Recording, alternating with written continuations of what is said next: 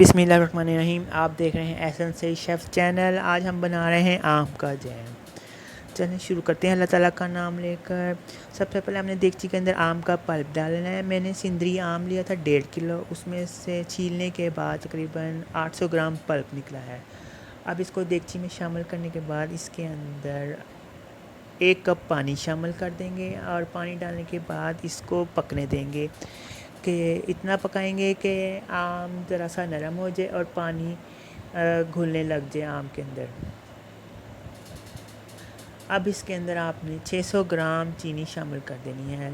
याद रहे कि अगर आपका पल्प जो है 800 ग्राम निकला है तो इसके अंदर 600 ग्राम चीनी जाएगी, 200 ग्राम कम पल्प से होगी। अब चीनी डालने के बाद इसको मज़ीद पकाएंगे कि इसका शीरा बन जाए और आम बीच में पकता रहे। याद रहे कि पकने के दौरान इसके अंदर आपने चम्मच हिलाते जाना है, चम्मच को नहीं रोकना, वरना अगर चम्मच रोक दे तो आपका जैम नीचे से लग जाएगा।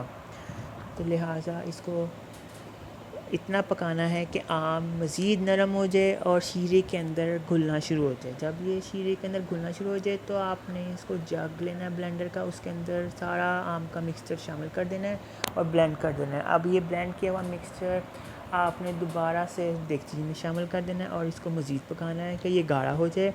जब ये गाढ़ा हो जाए तो इसके अंदर आपने 7 से 8 नींबू का रस शामिल कर देना छान के और इसको मज़ीद पकाना है।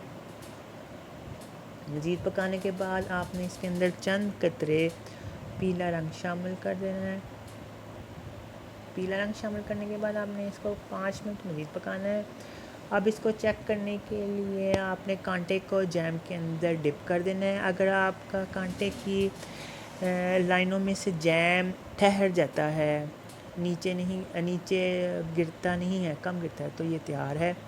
अब इसके अंदर आपने आखिर में मैंगो एसेंस 1 चाय का चम्मच शामिल कर देना है और चूल्हा बंद कर देना है। अब आपने स्टेनलाइज शीशियाँ लेनी है और इसके अंदर जैम को भर देना है। अब इसको आपने जैम को भरने के बाद रूम टेम्परेचर पर ठंडा होने के लिए रख देना है।